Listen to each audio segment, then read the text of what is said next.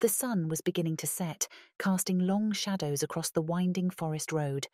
The group had set out early that morning for what was supposed to be a straightforward road trip to the coast.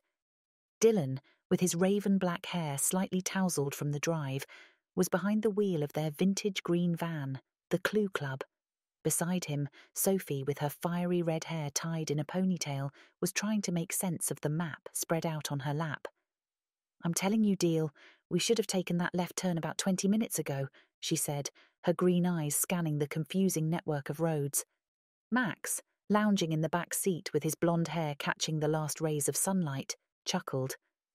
"You know, for someone who's great at solving mysteries, you sure are terrible with directions." Sophie shot him a playful glare. "This map is outdated, and who uses paper maps anymore?" Chloe, gazing out of the window, her long brunette hair flowing, suddenly spoke up, her voice tinged with a hint of unease. "Guys, do you feel that? This forest, it's like it's alive, watching us." Buddy, the scruffy dog, whined and nudged Chloe's hand with his nose, sensing her discomfort. Dylan tried to lighten the mood. "Come on, Chloe, it's just a forest. Besides, we'll find our way out soon." But as the minutes turned into hours, the dense canopy of trees seemed to close in on them. The road, once clear, became overgrown with creeping vines and thorns. The once bright sky was now a murky shade of twilight, and an eerie fog began to roll in, reducing visibility. Just when hope was dwindling, the headlights of the Clue Club illuminated the towering iron gates of a grand estate. The rusted sign hanging from the gate read, "Ravensbrook Manor." The group exchanged glances. They had all heard the legends of Ravensbrook Manor, tales of ghosts, curses, and unsolved mysteries. But right now, it was their only point of reference in the vast, bewildering forest. Intrigued by its eerie beauty and the legends surrounding it, they decided to explore. Little did they know that their detour would lead them into a mystery far greater than they had ever encountered. The massive wooden doors of Ravensbrook Manor groaned as Dylan pushed them open, revealing an entrance hall that was both magnificent and melancholic. The marble floor, though cracked and worn, still reflected the dim light that filtered in through the stained glass windows. The walls were adorned with portraits of stern-faced men and women, their eyes seeming to follow the group as they ventured deeper into the mansion. Max, ever the joker, tried to lighten the mood. "Looks like someone forgot to do their spring cleaning," he remarked, sending a puff of dust into the air with a playful swipe of his hand. Chloe, her fingers brushing against an ornate wooden banister, whispered, "These walls have seen so much, if only they could talk." As the group explored, Sophie was drawn to a grand fireplace in what appeared to be the main living room. Above it hung a majestic portrait of a man with piercing blue eyes and a sharp jawline, presumably Lord Ravensbrook. On the mantel below, amidst a collection of dusty trinkets, lay a yellowed newspaper clipping.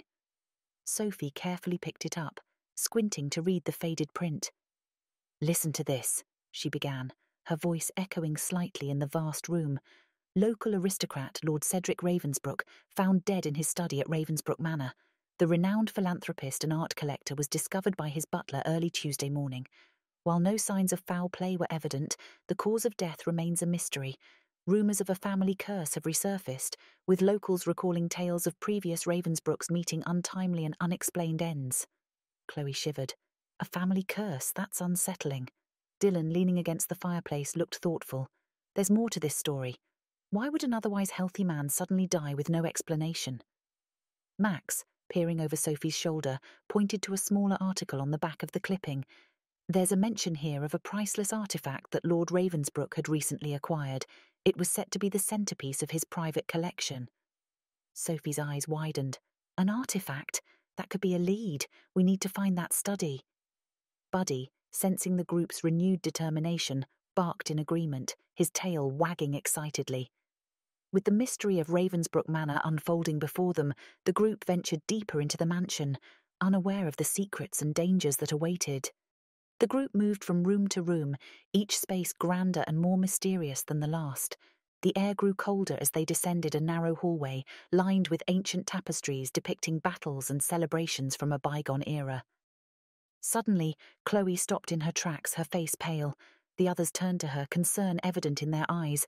"Chloe, what's wrong?" Sophie asked, reaching out to steady her friend. Chloe's voice trembled as she spoke. I just had a vision. A nightmare, really. I saw this creature. It was massive, with scales covering its body and these piercing, glowing eyes. It was lurking in the shadows of this very mansion, watching us. Dylan looked around nervously. Are you sure it was just a vision, Chloe, not something real? Chloe took a deep breath, trying to calm her racing heart. It felt so real, but it was like a dream, a memory perhaps. I'm convinced it's connected to Lord Ravensbrook's death. Max, ever the skeptic, raised an eyebrow. A monster, Chloe, really. Maybe you just had too much cheese before bed. You know what they say about cheese dreams? Chloe shot him a playful glare. Very funny, Max, but this felt different, more prophetic. Sophie, always the voice of reason, interjected. Whether it was a dream or a vision, we should be on our guard. Chloe's intuitions have been right before. Dylan nodded in agreement. Let's stick together. And Buddy, he said, looking down at the eager dog, no wandering off, okay? Buddy barked in response, his tail wagging, seemingly unfazed by the talk of monsters and mysteries. Max, trying to lighten the mood, quipped, well, if we do run into this monster, let's hope it's lactose intolerant. Right, Chloe? Chloe chuckled, rolling her eyes. Very clever, Max. But seriously, we need to be careful. With a renewed sense of purpose and a touch of apprehension, the group continued their exploration, each step echoing with the weight of Ravensbrook Manor's secrets. Dylan and Max made their way to the study, a room filled with towering bookshelves and a massive oak desk. The walls were lined with certificates, awards, and maps of distant lands. On the desk, amidst a clutter of papers and inkwells, Dylan found a leather-bound journal with the initials CR embossed in gold. This must be Lord Ravensbrook's personal diary, Dylan mused, carefully flipping through the pages. Max, peering over a globe, remarked, looks like Lord Ravensbrook had quite the wanderlust. Maybe he brought back more than just souvenirs from his travels. He then spun the globe and pointed randomly, landing on Transylvania. Maybe a vampire bat or two. Dylan chuckled. Always with the jokes, Max. Meanwhile, Sophie and Chloe entered the grand ballroom. The room was vast, with a crystal chandelier hanging from the ceiling and tall windows draped in heavy velvet curtains. In the centre stood a grand piano, its keys yellowed with age. Chloe, drawn to the instrument, played a few notes, the sound echoing hauntingly throughout the room. Sophie, her detective instincts kicking in, noticed a series of letters and postcards scattered on a nearby table. They were correspondence between Lord Ravensbrook and various antique dealers discussing the acquisition of a mysterious artifact. Back in the kitchen, Buddy's nose led him to a pantry filled with jars of preserved fruits and pickles. But what caught his attention was a broken jar on the floor, its contents spilled. He began to lick up the remnants when Max entered the room. Spotting Buddy, Max quipped, "Finding any ghostly pickles, Buddy?" The dog wagged his tail in response, seemingly pleased with his discovery. As the group reconvened in the main hall, they shared their findings. The pieces of the puzzle were slowly coming together, but the picture was still incomplete. Sophie, holding up the letters, said, "These correspondences hint at an artifact of great power. We need to find out what it is." Dylan, clutching the journal, added, "There are mentions of a secret chamber in this diary. I think that's where we'll find our answers." Max, ever the joker, looked at Buddy and said, "Ready for some more spooky adventures, pal? Maybe we'll find a ghostly chef next." Buddy barked in agreement, eager to uncover the mysteries of Ravensbrook Manor. The entrance to the catacombs was hidden behind a tapestry in the main hall. As the group descended the stone steps, the air grew colder and the atmosphere more oppressive. The walls of the catacombs were lined with alcoves, each holding skeletal remains, a testament to the manor's ancient history. In the centre of a vast chamber, they spotted the artifact. It was a jade amulet, intricately carved and glowing faintly. As they approached, a rumbling sound echoed through the catacombs. The statue from the ballroom, now animated, stepped into the chamber, its eyes glowing a fiery red. Chloe gasped, "It's just like my vision!" The creature, with its stone skin and menacing stature, lunged at them. The group scattered, running in different directions, their footsteps echoing through the maze of tunnels. Max, with Buddy hot on his heels, shouted over his shoulder to Dylan, "I guess he's not a fan of visitors." Dylan, panting and trying to find a hiding spot, replied, "Now's not the time for jokes, Max."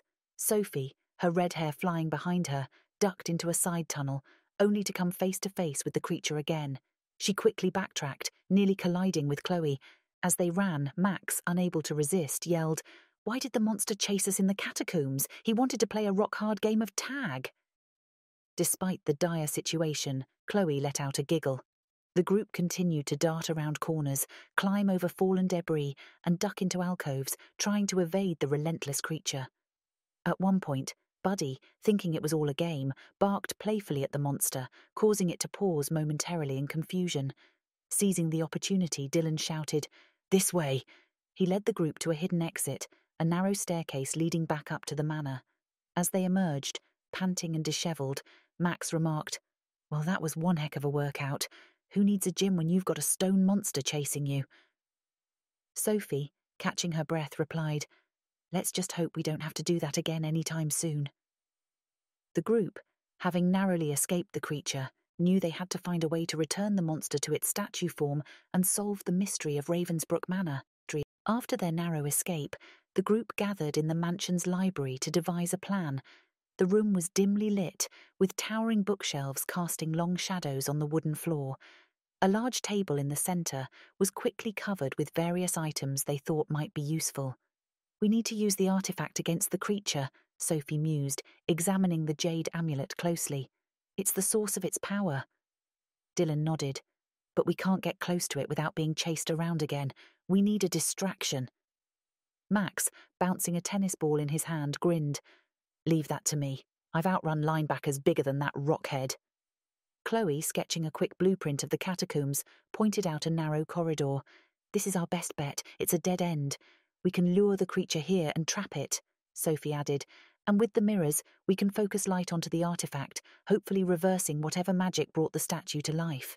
Max, positioning himself at the entrance of the corridor, called out, "Hey, Rocky, ready for round 2?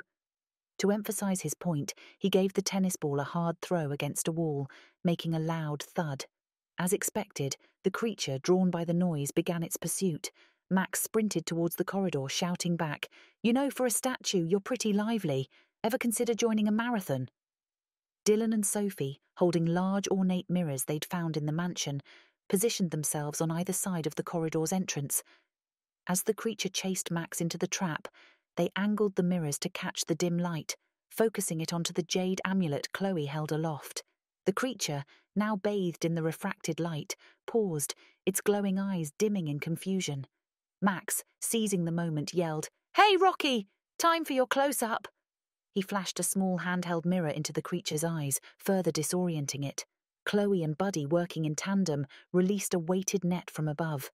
It cascaded down, ensnaring the bewildered monster. As the dust settled, Max, panting but triumphant, quipped, "Looks like Rocky's all wrapped up. Maybe he'd like a bedtime story." Sophie, rolling her eyes but smiling, replied, "Only if it's set in stone." With the creature safely trapped, the group knew they were one step closer to solving the enigma of Ravensbrook Manor. With the creature securely ensnared in the net, the group cautiously approached. The once menacing figure now seemed more pitiful, struggling weakly against its bindings. Sophie, ever the detective, said, "We need to find out who or what this is. This can't just be a simple statue come to life." Dylan nodded in agreement. Only one way to find out. He reached down and began to peel away the layers of stone-like material that covered the creature. As the layers fell away, the group was stunned to see a familiar face. It was Mr. Higgins, the caretaker of Ravensbrook Manor, whom they had met briefly in town when asking for directions. Max, unable to resist, quipped, "Well, looks like Mr. Higgins was trying to rock a new look." Chloe, her brow furrowed in confusion, asked, "But why? Why go through all this trouble?" Sophie, piecing the clues together, replied, "The newspaper articles, the artifact, the rumours of a family curse. Mr. Higgins wanted to scare people away from the manor. Maybe he was searching for something valuable here." Dylan added, "Or perhaps he wanted the manor for himself. With the last heir, Lord Ravensbrook, gone and the place rumoured to be haunted, no one would contest his claim." Mr. Higgins, realising the jig was up, sighed in defeat. "It's true. I wanted the manor and the treasures rumoured to be hidden within. I thought the legends of the creature would keep everyone away. And it worked, until you kids came along." Max, giving Buddy a playful scratch behind the ears, said, "Well, you might have fooled the town, but you couldn't fool Buddy's nose or our appetite for mystery." Sophie, pulling out her phone, said, "We should call the police. Let them handle Mr. Higgins from here." As the group left Ravensbrook Manor, the sun began to rise, casting a warm glow over the ancient building. The mystery was solved, but their adventures were far from over. Max, with a grin, remarked, "Well, that was one rock-solid adventure. Where to next?" The Clue Club van pulled up to a quaint little diner with a neon sign that read, "Just Burgers and Fries." The establishment was a local favourite, known for its retro ambience and, of course, its delicious burgers and fries. Inside, the group settled into a red vinyl booth by the window. The walls were adorned with vintage posters and a jukebox played classic tunes from the 60s. Max, stretching his arms and letting out a contented sigh, said, "Nothing like a good burger after a night of mystery and mayhem." Sophie, flipping through the menu, chuckled, "I still can't believe it was Mr. Higgins. I mean, dressing up as a stone monster. That's commitment." Dylan, taking a sip of his soda, replied, "Goes to show you can't judge a book by its cover, or a caretaker by his broom." Chloe, gazing out of the window, mused, "Ravensbrook Manor is such a beautiful place. It's a shame it was overshadowed by greed and rumours." Buddy, sensing the opportunity for food, wagged his tail and gave a hopeful bark. Max laughed. "Looks like someone's ready for his burger." Just then, the cook from behind the counter, a burly man with a bushy moustache, approached their table with a tray of freshly made fries. "On the house," he said with a wink, "for the brave souls who solved the mystery of Ravensbrook Manor." The group thanked him, and as they dug into their meal, Max quipped, "You know, if Mr. Higgins had just come here for some burgers and fries, maybe he wouldn't have turned to a life of stone-cold crime." The group erupted into laughter, the earlier tension melting away. As they enjoyed their meal and each other's company, they knew that while one adventure had come to an end, many more awaited them on the horizon. And as the sun set, casting a golden hue over the town, the Clue Club van, with its team of intrepid mystery solvers, was ready for whatever came next,